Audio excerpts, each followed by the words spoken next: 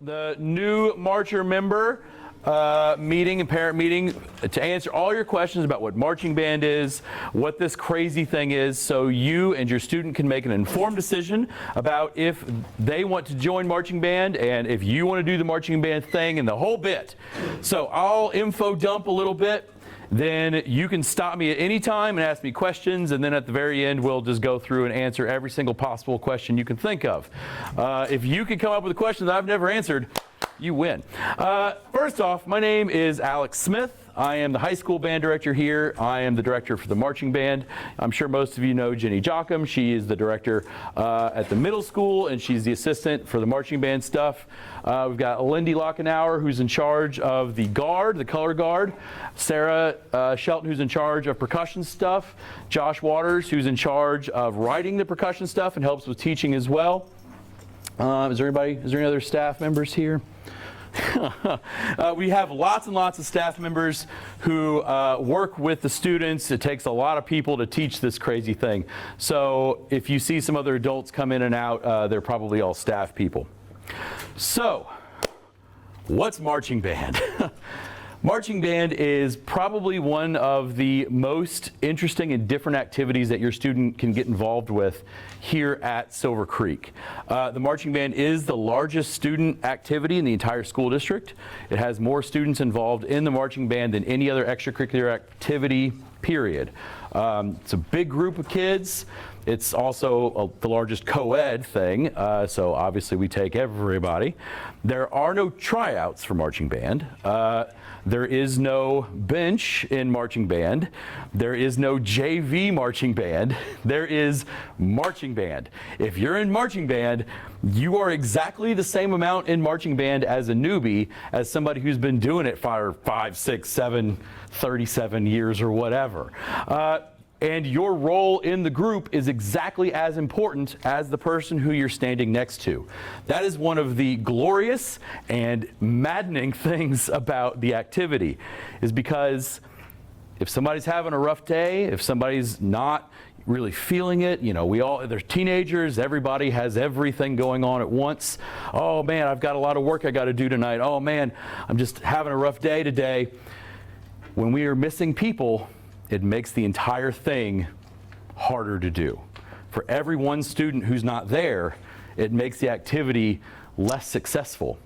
Because it relies on everybody, when we don't have everybody, it doesn't work as well as it should. And it actually makes practices much harder when we don't have everybody who we need. So there's a wonderful upside in that every single student is important, every single contribution is the same. The downside to that is whenever we're missing people, it really, really matters. So the single biggest thing is being there.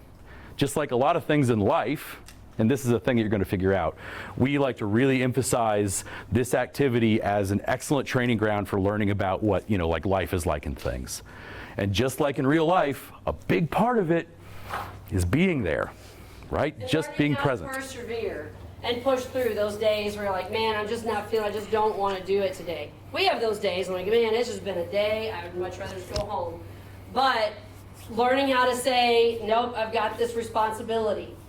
I am responsible to my bandmates just like they're responsible to me, and I've got to take a deep breath and I've got to push, okay? Now, obviously if someone is sick, that's a different thing. If you're like, that's a different thing. We want everybody to stay healthy. And if everybody gets sick and you need to rest and get better. But just that I don't feel like it, we all have those days. We all have those days. We just don't feel like getting up and going to work. But hey, that's part of life, and this is how that is. You know, we all depend on each other, and we all work together to help support each other through those things as well. So one of the things that we run across a lot is, well, how much time does this take? So this is the interactive bit. Get out your phones and go to scband.net. This is the band website that we run, scband.net. And once you're there, on phones it looks a little different, but there's like a little, you know, the 3 lines over there. And if you go to the 3 lines and find calendar and hit calendar, it'll take you to this. This is the master calendar for the entire band program. upon which we list every single band-based activity. From now, I've got it filled out until next summer, not this coming summer, like next summer. And it has. As soon as things get scheduled, they go on this calendar. And if you, especially if you're feeling pretty confident that you're going to end up doing marching band, there is a little plus sign button in the bottom right corner. If you were to push that button, it'll ask you to sign into your Google account if you have one. You can do it through iCal too if you use that. And then all of a sudden, that calendar is now your calendar. And anytime I make a change to the calendar, it updates and changes on your calendar as well. I have the entire marching band schedule with one little caveat is already in there. So the band camps that start in June, the other band camp in July, all of the contest dates, all of the practices, everything are already in the calendar. The one thing that I don't have is the football schedule yet, because apparently it's not done. Football games are always on Friday nights. We play either 4 or 5 home games, and I don't know exactly what dates those are going to be yet, but they'll be on Fridays. You'll notice that one of the days that we have practices is on a Friday. So our planned practice schedule this year is Tuesday, Thursday, Friday, after school until 5:30 each one of those days. So percussion will be a little different. We'll add that to the calendar. Yeah, there will be some slightly longer percussion and guard days whenever we get a little better idea of what we need. On days where we do have football games, we don't practice after school, and instead the students come in usually around 5:30 or 6 to do the football game, and then they're done after the game. So once I have those football game dates, they're uploaded there. So 3 practices a week after school until 5:30. That's basically, well, that's 9 hours of practice a week. That's separate from contests, which happen on Saturdays on the dates that are set there. They start after Labor Day and after football games. So 9 hours a week is a big commitment.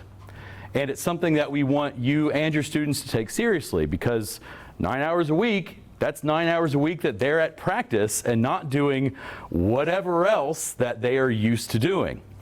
So if they are going to be moving into high school, or if they're going to be 8th graders, or if they are already in high school and are going to be taking some rough classes next year, you need to have a real conversation about, hey, what's your schedule look like? What are you going to need to be successful in those things? And let's learn some time management. Now, obviously, we want students' grades to be really strong. Traditionally, we have incredibly intelligent students who are in the band and guard program. That's just how it always works. We care about those grades. We want to support their academic growth as much as we do everything else. But 9 hours a week is the practice, and it's not going to change just because they have a test on one day, which means they have to learn how to schedule their time and figure out when they're going to need to get done what needs to get done. Again, trying to teach them those life skills. Now, obviously, we care about this, and we're going to be respectful, and we're going to want to support those things, but the expectation is going to be, hey, you said yes to joining marching band. That means you said yes, and that means you need to stick to your commitment. You need to actually do the thing you said you were going to do. So we take it seriously, both for them to be here, but also for them to take care of their grades. So that's the biggest thing, is the time. How much time are we talking? That's how much time we're talking. Band camps, of which there are 2 weeks that are split up kind of in a different way this year because of how early we're starting school. We didn't feel like wanting to start band camps at the very beginning of July. It just seemed way too crazy. So we are doing our first round of camp in June, really the end of May, the day after Memorial Day, Tuesday, Wednesday, Thursday, Friday until 12:30. So we're doing mornings. Hopefully that means that we can be outside without it being, a raging inferno, so we can get some work done outside and we can do some music things. So those days would be camp days. And then the week before school starts, we're running very long days. I think until 5:30 is that we put? Till 6. Okay. So 8 to 6, those are long days. Again, this is all on the calendar. So you don't have to memorize it, it's all there. And during those days, it's full on. We are working that entire time. So obviously if you've got some other things, if you have some conflicts with that, we'll talk about what you can do to tell us about those conflicts if you decide to do that. If you have a pre-existing thing, especially if you're a newbie parent and you've already scheduled a vacation or a whatever, we get it, we understand. However, smaller things like doctor's appointments and stuff, it's one of those things that in one isolated thing of like, oh, I need to take my kid to the dentist. Well, yeah, sure, we all got to go to the dentist. It's fine. But when we have like 30 kids who all go to that same before school doctor's appointment to get their physical done all at the same time, and we lose 30 kids, what's the point of the other 30 kids being there? And the truth is, there is no point. If we lose lots of people to doctor's appointments, little things that conflict with those schedules, very quickly it makes practice essentially impossible to have. Plus, So when you miss practice, that becomes, especially for new marchers, and during that week in July, there's a lot that happens. There's a lot that gets learned, and it becomes extremely stressful on the student to come back the next day and go, whoa, wait a minute, I missed all that yesterday. Or, I missed that. And then that brings in, we're working hard, it's hot, everybody's stressed anyway, and then, oh my gosh, I gotta figure out how to figure out what I did yesterday. So, as much as we can alleviate that is good. If we know ahead of time, like you said, it'll talk about how to let us know if you have a pre-existing conflict. Again, we get it, you had that scheduled first. Then we can plan for that, okay? It's the ones that pop up, oh, by the way, I've got this tomorrow, that we can't really plan ahead for. So, are there any calendar, schedule-y kind of questions? Let's start with that. Does this make reasonably good sense to everybody? Okay. And unless something like really strange, weird, crazy happens, we won't change this. We're not going to just say, oh, we're going to cancel practice today, or oh, we're going to change this date to another date. This is what it's going to be for your sanity and for our sanity. We won't change it. The only time that has caused us to change anything really is COVID. Changed the whole season, and because of coming out of that last year, that changed a lot of things last year. We kind of had to roll the punches. So unless something that strange happens, this is going to be the calendar. It's not one of those things where, oh, you're going to get weekly texts or something that it keeps changing on us. Okay, this is what it's going to be, and we work really hard to stick to that and hold to it. So what exactly should you expect to see your kid doing during marching band? Well, if they are in the band, if they play a wind instrument, so a woodwind or a brass instrument, they are going to be inside practicing their music, learning how to play their instruments better. Like I said, we give them lots of really, really high level attention and training in order to play their instrument really well. We teach them how to play that music. We teach them how to memorize their music because everything that they play is all memorized. Not nearly as stressful as what you think. Oh yeah, it's not that hard. That's the easy part. We also, those wind players get lots of physical training. We do a lot of stretch and strength stuff. We do a lot of really kind of carefully done stretching routines. We do a lot of push-ups and sit-ups. We do run quite a bit. We do a lot of sprinting things, and we do some longer running things. That stuff is done, by the way, to keep kids safe. The worst possible thing we can see is, because a marching show, the average kid marches about 1.5 miles in 6 minutes during a marching show, which isn't that long or that fast, but the thing is they're breathing in and out in a controlled manner to play their instrument that entire time. Or playing hands or doing this. Right. So there's stuff. So the cardiovascular demands are real and the strength demands are real.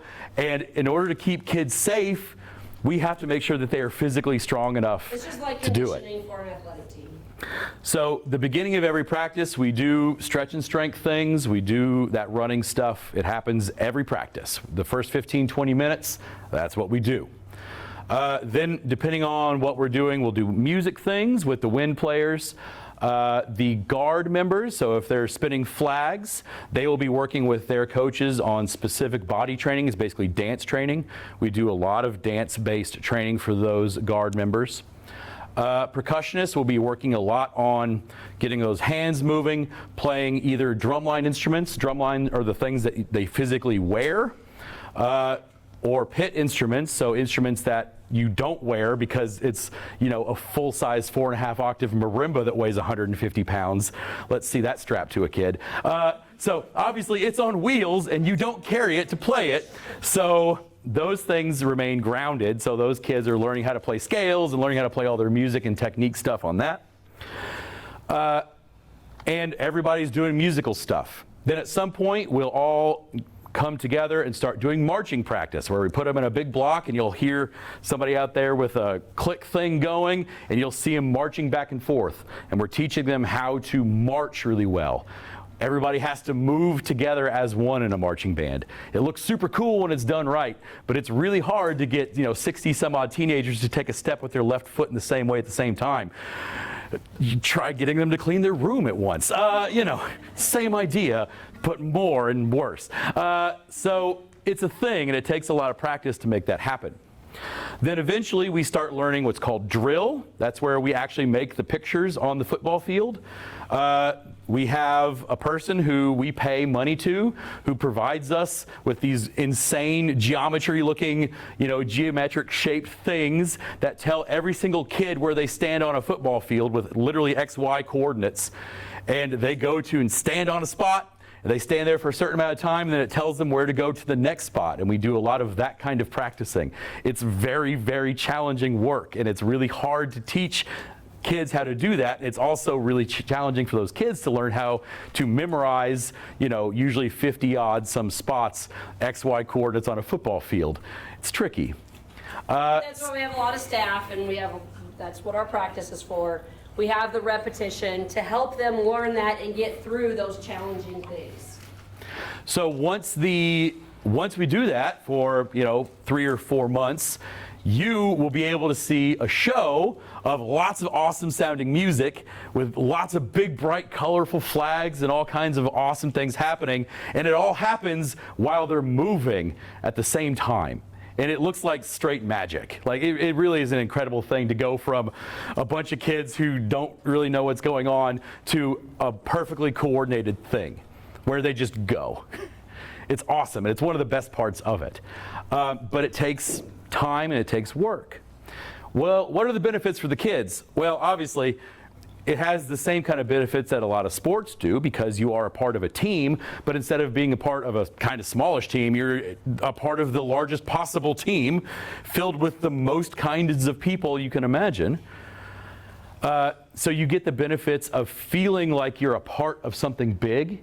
You get the feeling of putting on a performance with all of those people for thousands of people in a bunch of stands, which is an irreplaceable feeling and an indescribable feeling to put on a performance for people and have them go crazy for you. It's unbelievable. It's a really special thing for kids to feel that way. The students learn how to communicate with each other, with people who they like and people who they don't like. They learn how to work with those people. They learn how to become leaders. They learn how to become followers. They learn how to be coachable. They learn how to give instruction. They become wonderful people. And that's really what it does. And that is what this activity, that's what we strive for. We want just wonderful people to come popping out of the end of this thing when they're done. And it happens. Might be tired and stinky, but they'll be Oh yeah, they'll smell terrible. So let's talk about the health parts of this, because it is an important part of this. So it's very strenuous, and it's incredibly difficult. You'll see this, the short band camp week, just those 4 days in June. Kids are going to come home at noon, and they'll be gone, okay? Insta-done. They'll be hungry. Food, yeah. and then I'm out. They'll come home after those long camp days at 6:30 or whatever, and you won't see them. They will be done, because they will be on their feet that entire day. They will be moving, they'll be running, they'll be playing, they'll be breathing, they'll be doing all the things. We do have built-in nap time, by the way, on those long days. It's important. Now, And obviously lunchtime. But yeah, you have to. The big thing here is that they have to be well rested. In order to be this physically involved, they have to go to bed. Oh, I didn't go to bed until 2 o'clock last night. That's a kid who's about to pass out. That's what that is. Oh no, I can do it. Oh my gosh, I feel so lightheaded. Okay. And they're gone. Every year. We spend most of our time outside. We practice on a parking lot. That parking lot, right there. Well, why a parking lot? Well, we can't get the football field all the time. And besides, it actually is better for us to practice on a football or on a parking lot because we can paint it. Early on, we can use spray paint to mark where they stand, and that is pretty common. If we did that to the football field, I'm sure the athletic director and I would have a fun conversation. So yeah, we're on blacktop. We try to provide shade. We get, the big tents and all that kind of stuff, but it's actually better for the kids to stay out once they're out. We usually don't want kids coming in and out. My very first seizure whenever I was a kid happened when I went from super crazy hot to super cold really quick, and I had a bad time. And we don't want that to happen to kids, and that doesn't happen to kids. But the constant transition in and out of hot to cold makes them more tired more fast. So in general, we encourage them to stay out and in there. We give them shade, obviously. They have to bring water, so much water, so much. Gallon bottles of water are not a bad idea. We've had lots of kids who just bring empty milk jugs full of water. Great, but they're not insulated. Trust me, it won't matter even if they were. They might stay cold for an hour or two, but eventually it's just a big old giant insulated thing of now hot water.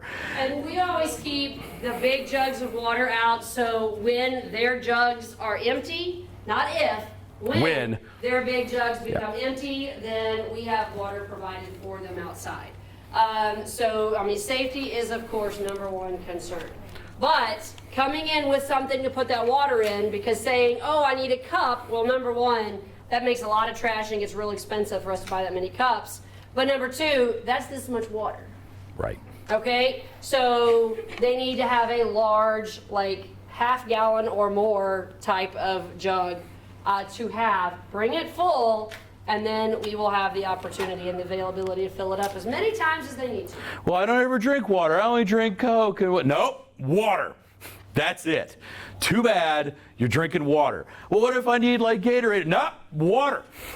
You're drinking water. Gatorade and those kinds of things, the electrolyte replacement drinks, those kinds of things, the sports drinks, those are good for after practice. Right. Those are great for replenishing, not during practice, because there is sugar or sugar replacement type things in that, and that makes your mouth, when you're hot and you're trying to play instruments and you're hot, that makes your mouth all sticky and gross, and you just feel like bleh. Okay, so while we're practicing water, when you get home, sure, if you want to do the Gatorade and the energy replacement type, electrolyte replacement, not energy drinks, not those, electrolyte replacement type drinks, the sports drinks, that's great for after practice in the evenings. I highly do recommend that. But even just water, just make sure there's water. Water. Key word there? Water. Water. Thanks. What they need to wear, how they need to be prepared for band camp, it's pretty simple.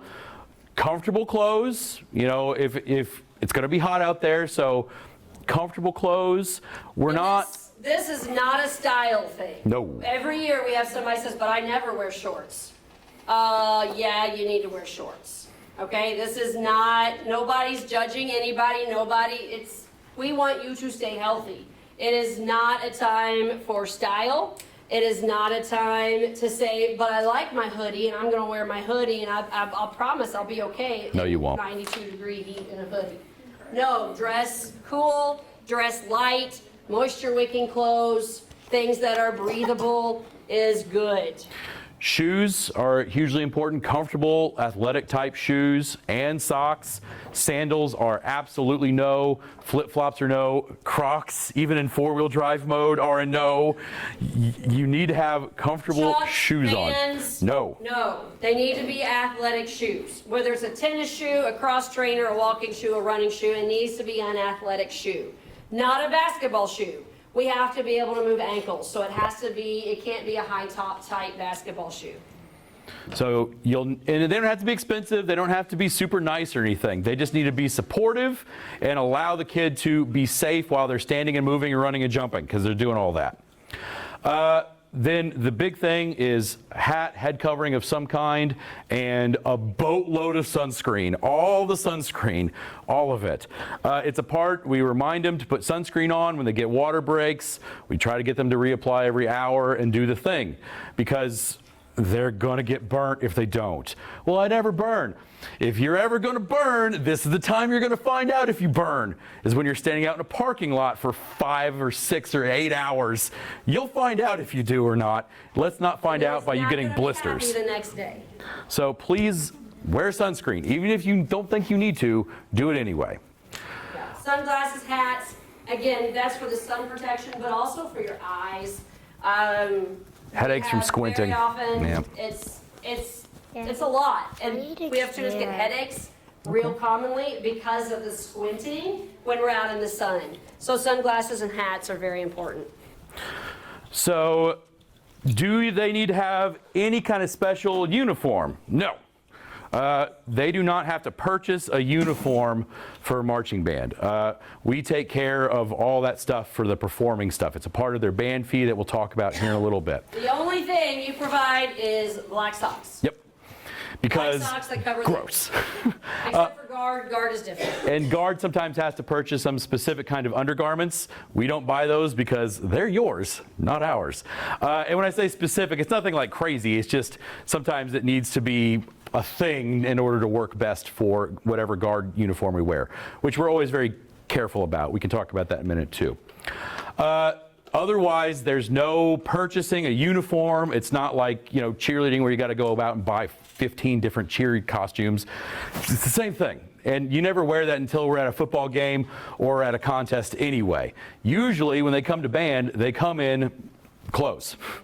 Now, if they want to wear those same clothes to marching band and wear them to school, that's fine. Just be mindful that we don't police dress code. Like if something is ridiculous, somebody will say something. But like we want kids to be comfortable. And that isn't always the same thing as what the dress code allows for during the school day. So very often kids will bring a change of clothes with them for practice and they change into those. The bathrooms are always open for all that kind of thing. And for middle school students who will be in 8th grade next year or a couple 7th grade, I do provide a space in the band room at the middle school so that if you have your big old water jug and a bag with a change of clothes in it, that in the morning those students can bring those to the band room and have a place to put them when they won't fit in their locker. And then that way after school, before we come over here, you just grab your stuff and we're ready to go. And then there is that right before practice time where they have the ability to change clothes if they need to. What about instruments? My kid doesn't have a snare drum. Great. We do. It's fine.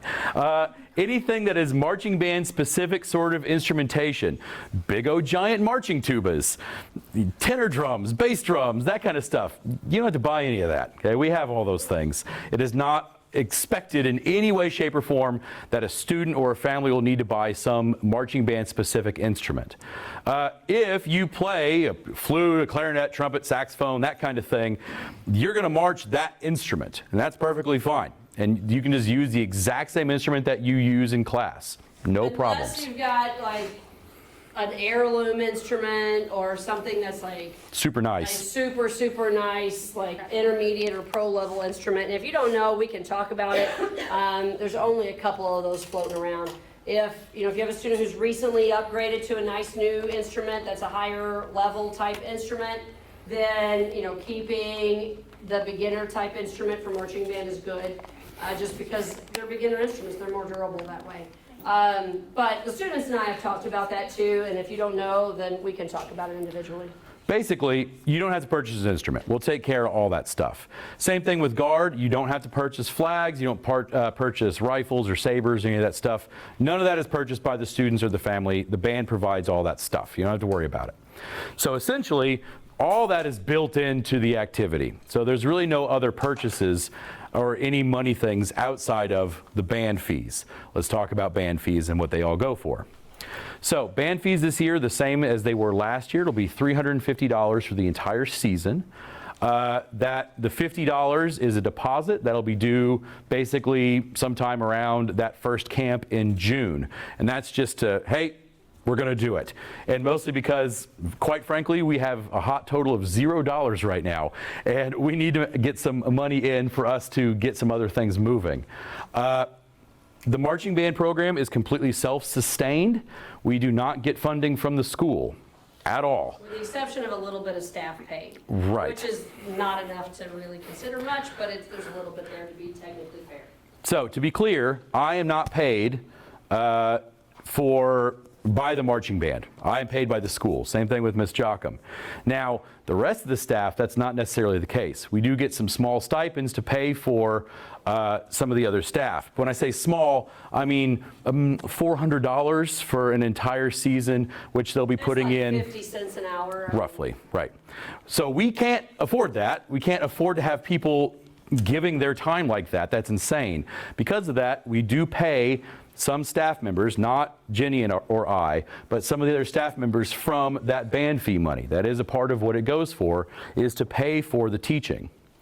The other big expense is transportation. We have to pay to take a Silver Creek school bus everywhere we go. $27 an hour, doesn't matter if it's sitting in a parking lot or if it's driving across the state, $27 per hour per bus.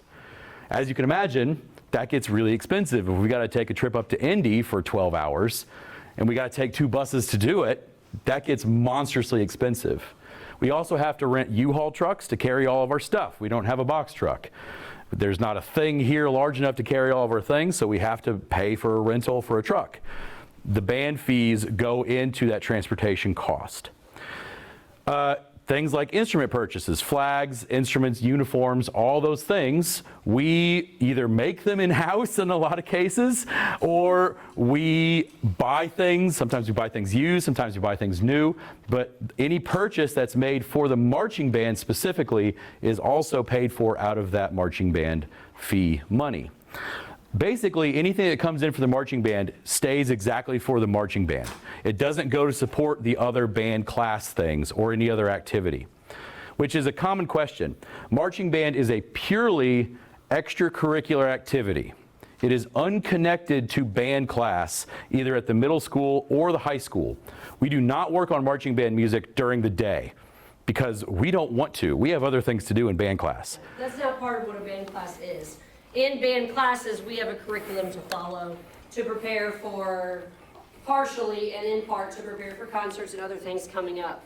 And marching band is extracurricular. It's not part of our curriculum that we teach in class. So it is a 100% extracurricular activity. So think about it as being as unconnected as a gym class from the football team, because that's basically what it is. Okay? There's a gym class, and you can play football in gym class. That doesn't mean you're on the football team, right? Very, very different.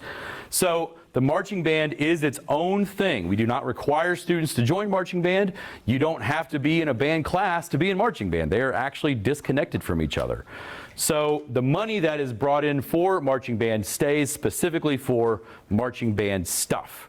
It also is true for when we do fundraising things, when we do some small things, those things are explicitly mentioned for as being towards marching band or concert band or winter guard or percussion or whatever. We always say what it's for. So just to make it super clear where things are going. What else does that $350 pay for? Well, basically everything, like every other thing that we're doing. Copyrights for music, that costs money. Getting the music written for our group. Costs money. Getting the drill written. He talked about the drill being, the design of the dots, the forms that we make. That gets hired. Entry fees, going to each competition, we pay an entry fee to go to those competitions. So it all just comes together again for just all the marching band expenses. And we do keep it absolutely as low as humanly possible. Right. I'm pretty sure we have the lowest marching band fees of any marching band around. But we do everything we can to keep that as absolutely low as possible. If we can make it $0, we would. Well, that seems really silly that you have to pay for your own bus things. Hi, have you met the school board? And I'm not asking that as a joke, by the way. Have you met the school board? You should go. Tell them that you're unhappy about it. I've told them. That's kind of ridiculous. Yeah, is that set in stone? Like, are they not gonna ever pay for it? He says I'm not able. You should go find those answers. I'm serious. That varies by school district. Some do, some don't. It just kind of depends. In this school district, they do not. They do not. If you have a school class field trip, and there's it costs $5 to go on the school class field trip, that's to pay for the bus. Yeah. So, when the kindergartners go to the zoo and it costs $5 or whatever to go to the zoo, part of that cost is paying for the bus. So, do the athletic teams have to pay for Ah, the classic question. Some of them. The answer that I get from that is always different. So, and the answer to a lot of that is too that they now don't have to take buses to things. Right. We don't have a choice, but In the athletic umbrella, again, to kind of see the big picture of things, in the athletic umbrella, there is the athletic department and the athletic fund. And in some cases, the athletic fund pays for those buses. And in some cases, the funds of the individual teams pay for their buses. It depends. There's a lot of weirdness that goes on there. And it's very specific to different specific activities for specific reasons. But that athletic department money, that's coming from gate fees and ticket sales and concessions. And, so they have that money coming in or donations or whatever. And then if it's being paid out of the athletic department, it's coming out of those funds that they've brought in. And they've got various sponsorships and all kinds of stuff in which they fill that athletic fund in order to pay for the things that the athletic fund needs to pay for. So if the marching band is present though for football games, shouldn't that mean that the marching band gets even like? We only do home football games partially because of that. we don't travel to away games. We don't travel to away football games, Yep. partially because of that transportation cost and exactly that line of thinking. And if you come from another place where marching bands do travel, and there's places where they do, Yeah. Indiana is not one of those kind of places. Right. Some states do. It's very common in some states. Marching band goes to every single football game, and very often you have two marching bands at a football game because you have the home team, the home band, and the away band. And in those cases, again, it varies. Some of those schools pay for those buses. Some of the bands have to pay for their own buses, even to away games. There's all kinds of differences everywhere. So this is a good transition to talk about what the performances look like. So we do perform at home football games, perform during halftime or sometimes pregame if there's homecoming or whatever. The band then also serves as the pep band at football games. So students usually are there for the whole game. Obviously we can't say exactly what time it's going to be done because it's a football game. It's done when it's done. And generally speaking, we do want the band kids to stay through the entire game. Exceptions to that are when we know we have an early morning on a Saturday. If we have a 6 a.m. call time, we're not going to be staying past halftime at the football game the night before because we need to go to bed. I need to go to bed. Just me. So we'll be mindful of that kind of thing. But generally we perform at all home football games and we also perform at contests.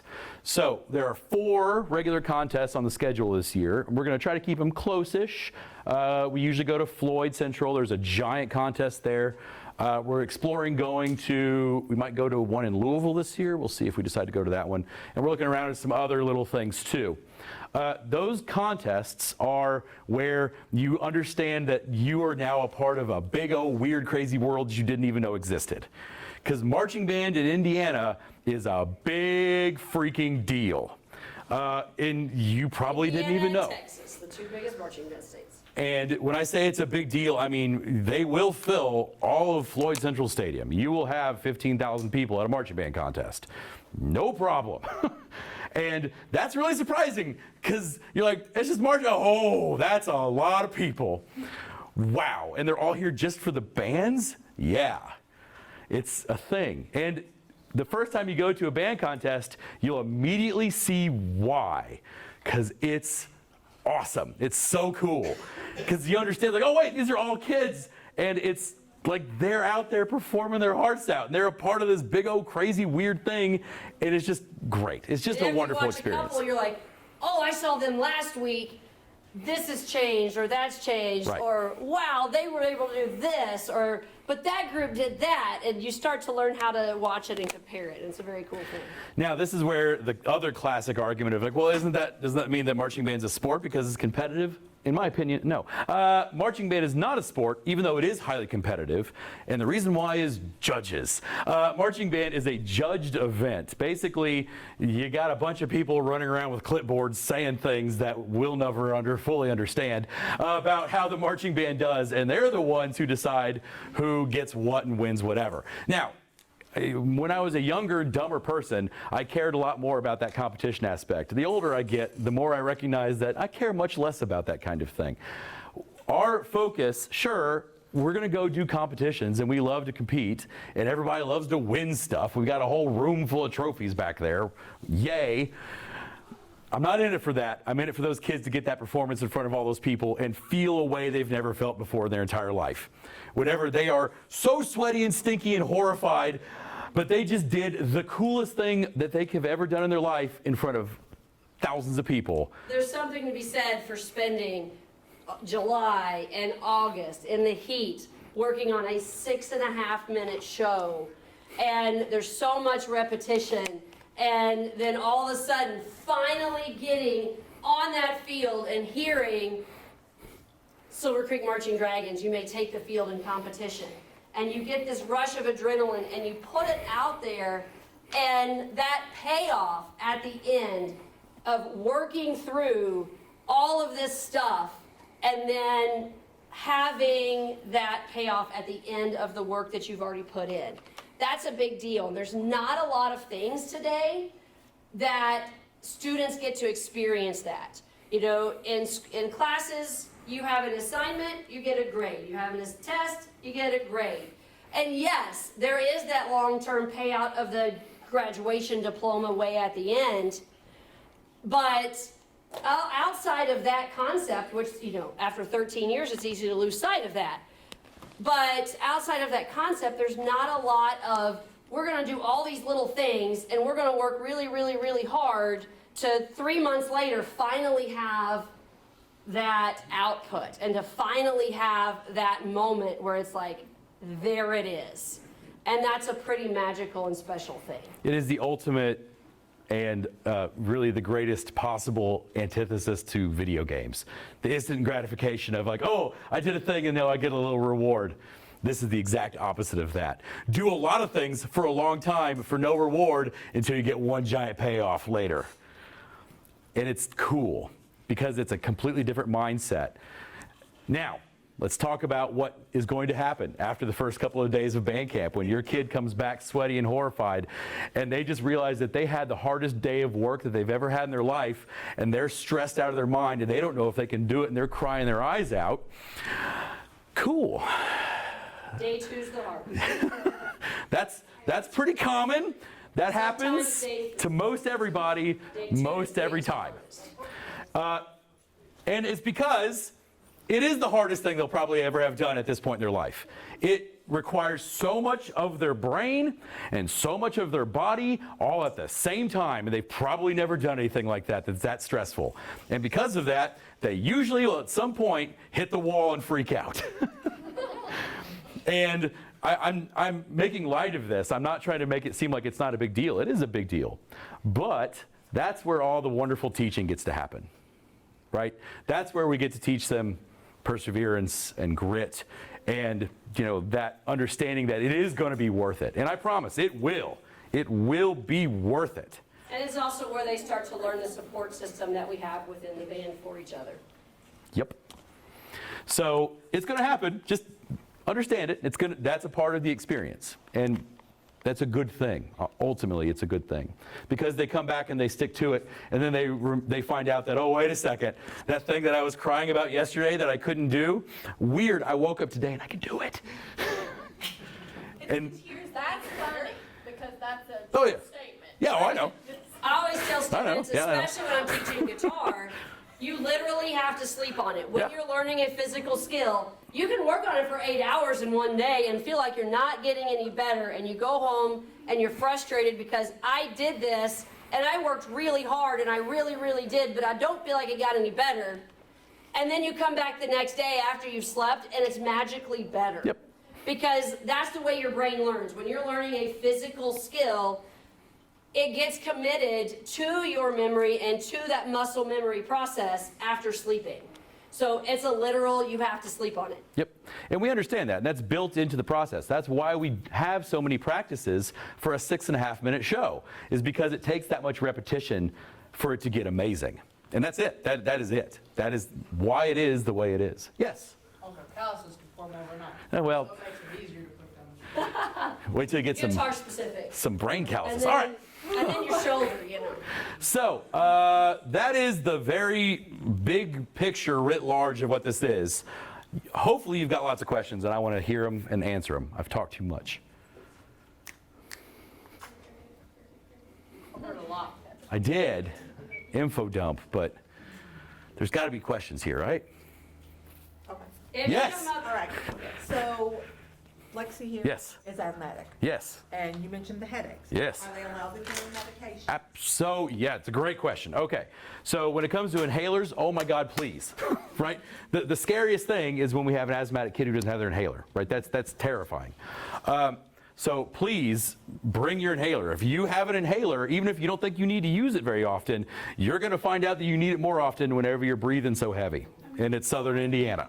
So Southern Indiana areas. we are very, very mindful and cautious with things like that, and we want them to have those things. So yes, if they are over-the-counter medications that you are comfortable with them giving to themselves, that is totally okay. If that is not the case, if there's a medication that they need to take on a daily kind of regimen that needs to be administered by an adult, we do that. And when I say we, I mean exactly just Jenny and I specifically. Staff doesn't handle that. That's just us. On the form, if you decide to, you want to be a part of this magical thing, when you fill that out, there's a lot of questions, and part of that is health information. Yep. It is, are there any allergies? Are there health concerns, such as asthma, or other health concerns that we need to be aware of because of the physical activity? And there's questions about medication.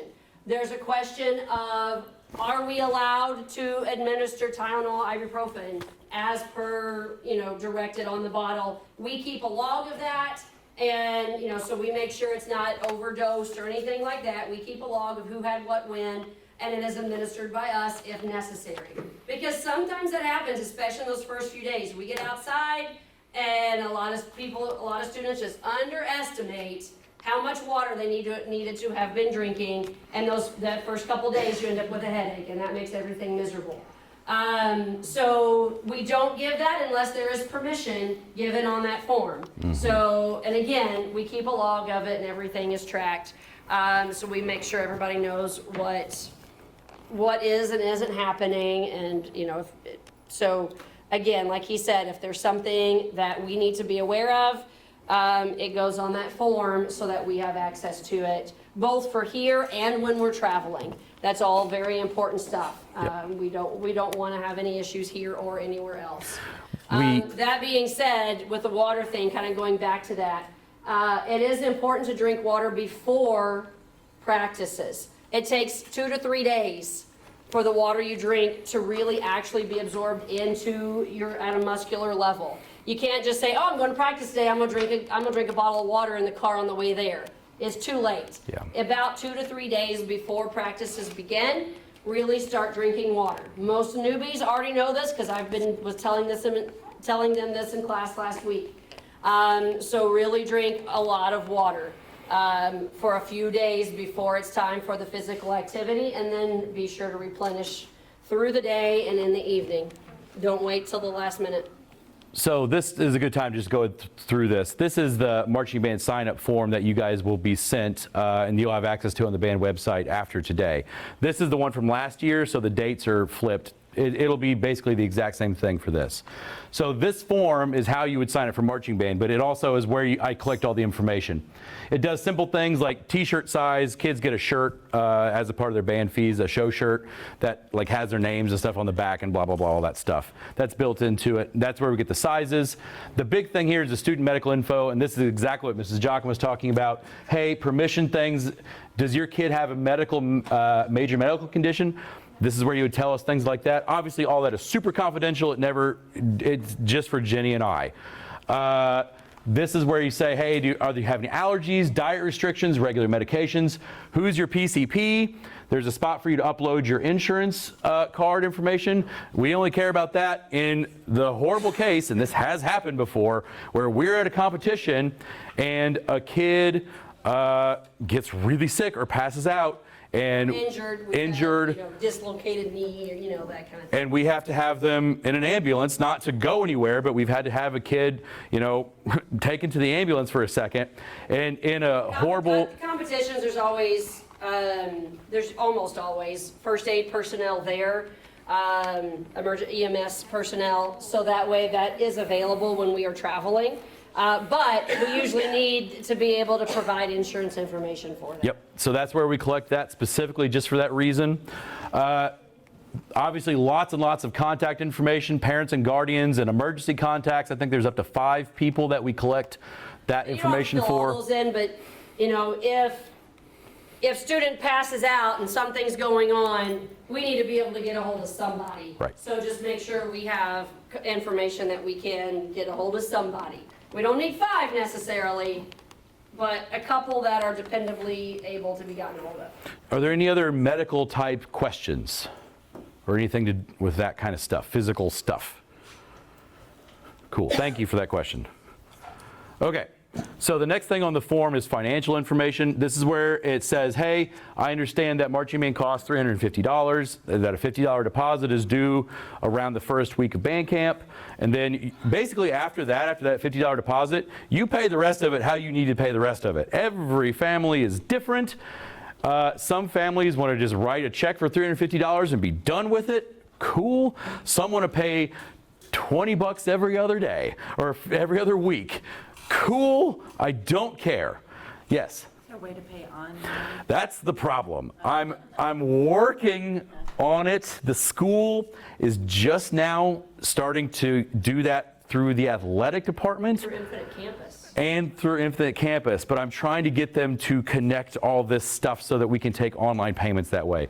Let me tell you, it would shave literal hours off of my day if that could happen, because I have to take physical checks and record it all and march it down to the school to deposit it all and every day, and it sucks. Some of you may have seen this stuff coming out now about the athletic camps for the summer with tennis camp and soccer camp, and those are all able to be paid online via Infinite Campus, so we're going to try to get that set up for this. But as it is right now, currently, no, it has to be check or money order or cash, but please don't do cash. Cash freaks me out. Envelopes well labeled. Yes. There is a box, Sarah will show you, there is a box right here on my door. It is a lock box that I and Ms. Giacomo have a key to. It's right there. That's where everything goes. In an envelope with the name on it, exactly what it's for. Don't ever put anything on my desk. If you would like to know why, you may go look at my desk. It needs to go in that box, and that's it. And that way I can't lose it. So hopefully if we get online payments going, that makes everything easier for everybody. But again, the $350 is when you can. It's not a requirement. No kid is going to get kicked out because of that. We do not do that. But we just ask that you do understand that everything we do is dependent upon those fees. Right. So, coming in a little bit at a time is very helpful because that lets us continue to pay the bills as they come into. And we do ask that all those things please be paid by the end of the season. We do have some things that are actually paid at the end of the season, things like transportation costs. So when the money comes in is surprisingly less important than you might think, so long as the money does come in. So the $50 deposit matters, and then after that, the rest of the $300 is when you can make that happen, that's that. And we aren't going to bug you about that. We don't really do a lot of questions about that. You will start getting emails if it gets to be like October, November, and we haven't gotten a payment. You'll probably get an email, but that's basically as far as that goes. One thing I always do want to say, though, and I always tell students this, if this is something you really want to do, you want to be a part of, and that fee is the only thing literally keeping you from it, please talk to us. Yep. Okay, we can help, but we can't help if we don't know. Okay, if this is something that your student wants to be a part of and would benefit from, we want them to be involved, and we don't want to be in a situation where that fee keeps them from doing it. I would have been in that situation when I was in middle school, 100%. If my parents were told it's $350, you can't do it, then I wouldn't have done it. And I didn't. And that's just the way it was. And we get that. We get that. If this is a can't happen, then don't let that be the only deal breaker. Now, if it's, I don't know about the schedule and there's other stuff too, then, we understand that too. But don't let only that be the deal breaker, please. Please come talk to us and we can help work out something. Now, as you can imagine, because we try to keep the band fees as low as possible, we do have to have some parent help at some point. So we do ask that every family volunteer to help with one thing of the things that we provide here. So I'll give you a quick rundown of these. And some of these are actually, they work, but some of them are actually surprisingly awesome. And the one that a lot of people end up finding a lot of enjoyment out is loading crew. We do have to have a truck and rent and move all of our crap around. And usually we need truck driver, somebody to drive the truck. We need people to help. It doesn't take a special license. Yeah, just standard license. You don't need a CDL or anything. To help move our stuff off of said truck and help physically push it all over creation to get it to wherever we need it to go. The reason why I say people kind of enjoy that is because you get to be behind the scenes and you get to be on the field with your kid. You actually are there, like they're performing over there and you're standing on the track like, it's my kid. Obviously, if you're coming in with band, you don't pay the admission charge as a spectator, so. Right, you get into the show for free. We get fancy wristbands and stuff like that for our loading crew. Maybe hand stamps, we get real excited about hand stamps. So all that stuff is actually kind of awesome. We've had lots of parents who are like really into photography and all that kind of things, and you get to be right there on the field with the kids like all the time through the entire process and have really enjoyed that entire process, and you get in for free. We need always a lot of help with uniforms. We might do something a little different with uniforms this year besides our traditional marching band uniforms. We'll see how that all progresses. But even if we don't, fitting uniforms we've got about 120 uniforms, and you might say, wow, that's a lot of uniforms. Kids are every imaginable size. Some of them are this tall, some of them are this tall, and it's everything in between, and we have to be able to take what we have and fit it to a kid. And that usually means not small amount of alterations. And Miss Joachim is a literal wizard with that stuff, but she's only one person, and we usually need help. People. So we usually spend 3 to 4 days during one of the periods of practice, sometimes during camp, sometimes like in August. But we'll usually take about 3 to 4 days. And I'll get a couple people in here to help. I'll give you the quick rundown. Here's how this works. This is what these pieces are. And we will make a process that works for whoever is here to help me to make sure we get students in and we make like an assembly line kind of a situation and get everybody fitted and pants and a jacket and shoes and a hat and gauntlets and all that stuff and get it all labeled and written down and recorded. So uniform help generally does usually not involve sewing or anything like that. It's simply just getting kids to try stuff on and figuring out who needs what. We try really, really, really, really hard not to sew and alter the uniforms, simply because then we have to remember to undo it to make sure that the uniform is the size it says it is. So we try really, really hard not to do that. General mending, usually I do that, but if I need some help with that, maybe.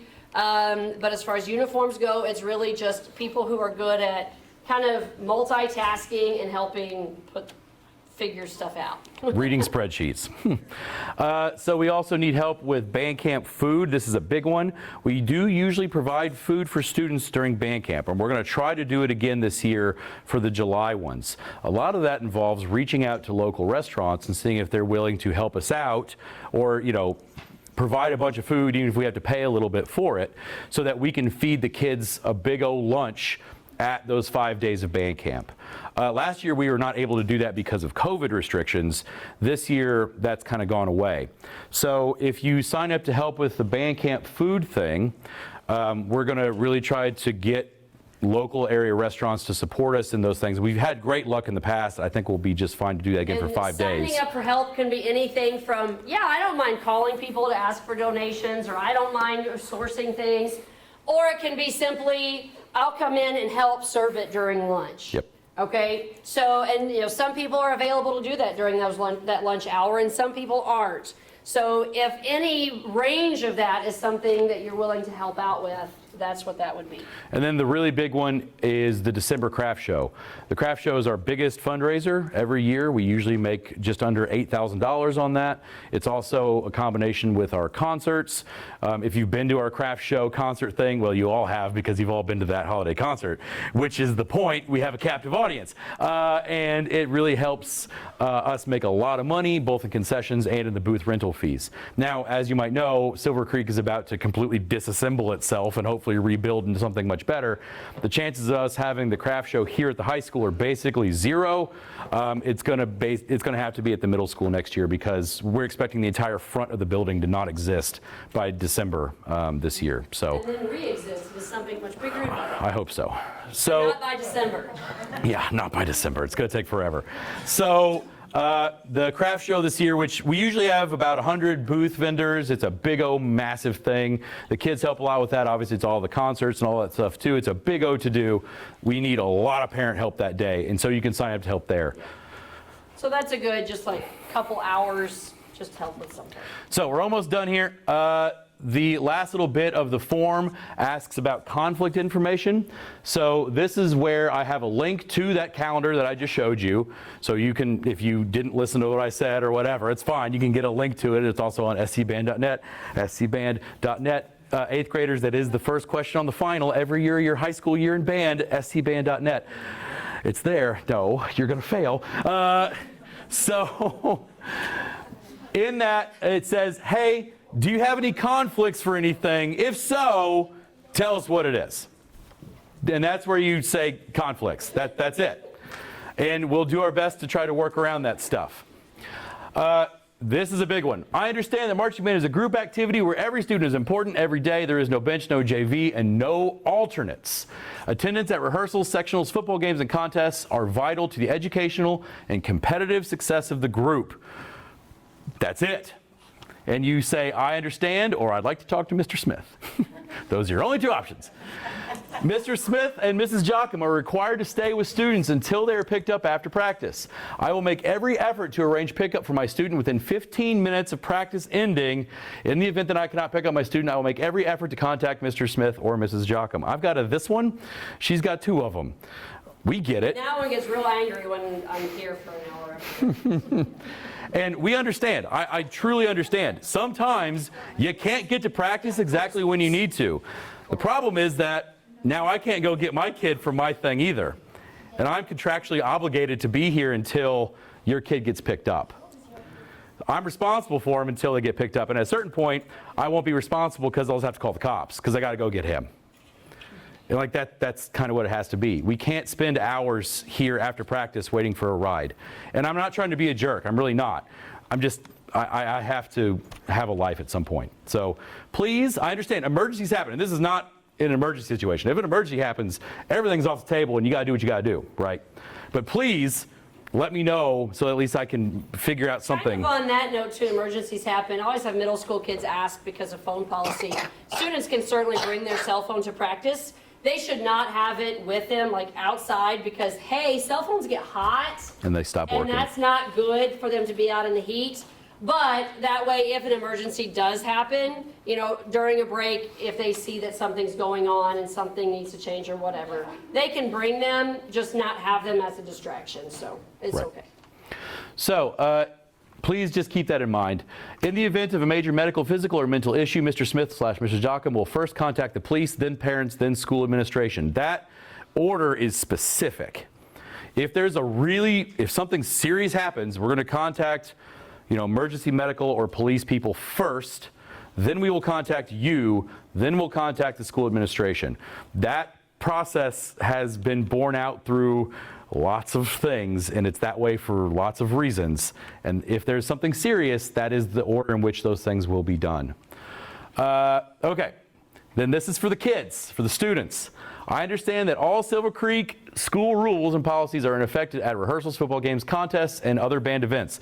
Just because we're in the middle of a cornfield in eastern Kentucky somewhere doesn't mean that you're not still representing Silver Creek. You are. and all the rules still apply.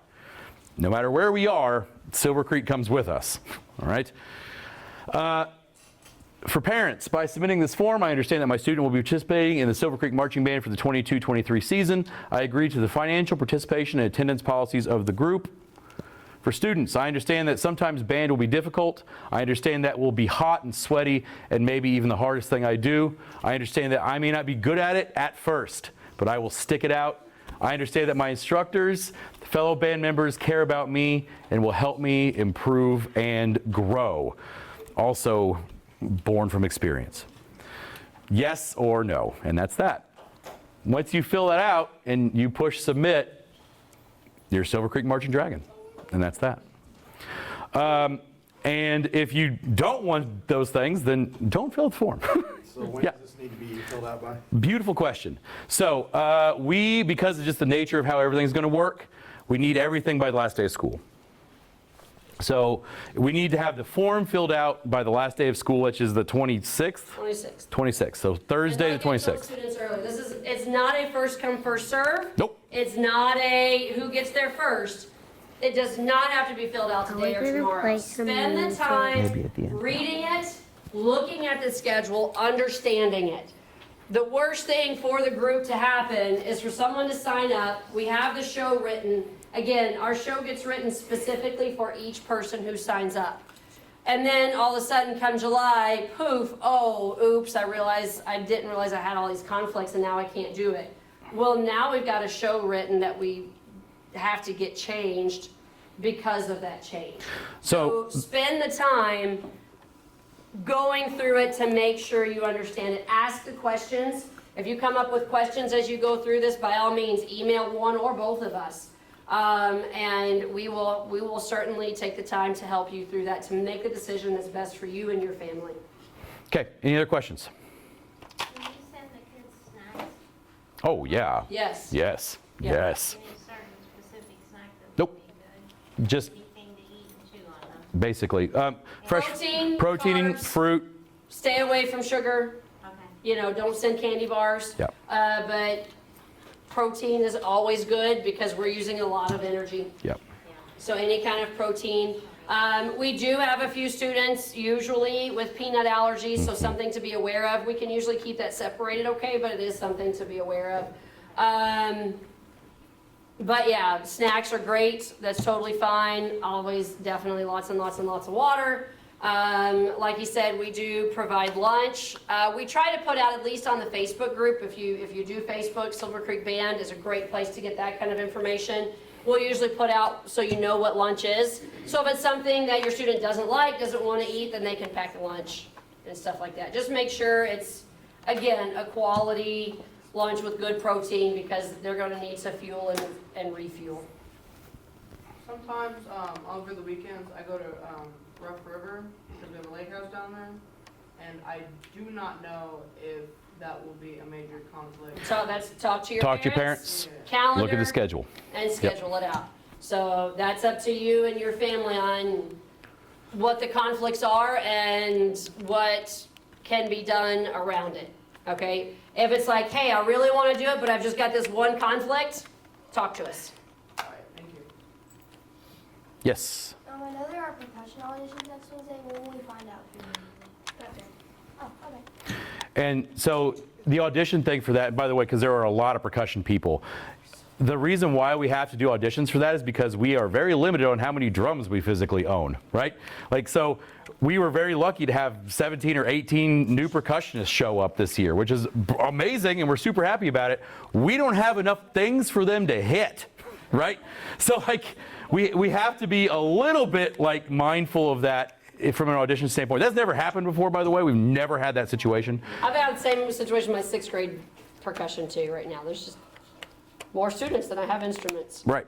And So, solved for now, but that's the first time I've ever had that. So long term, that's a thing that we'll be addressing, but we weren't expecting that. It came out of the clear blue that, oh my gosh, kids. And we have, a small number of things.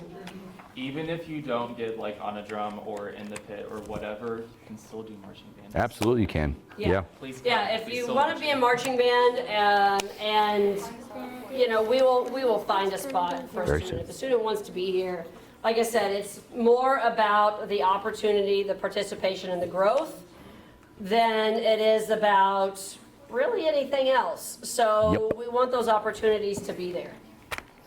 Okay, Yes. great question. What time is the audition for percussion?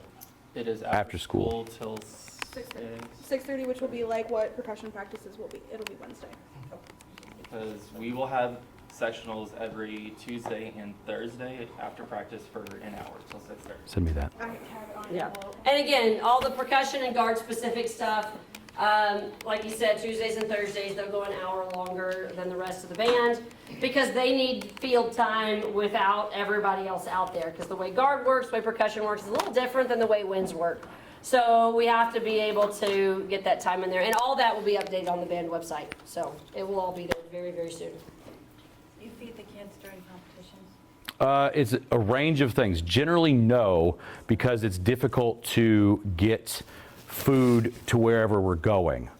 And if we've had parents who have done that before, you know, if we have parents who have a lot of food service stuff laying around and are able to make a meal in a parking lot in the bitter cold, then Or hot, whichever the case may be. Yeah. You know, beginning of the season, end of the season, we go from hot to bitter cold. So So the thing is, like, can you drive 3 hours and make whatever it is in a parking lot with no electricity when it's 30 degrees?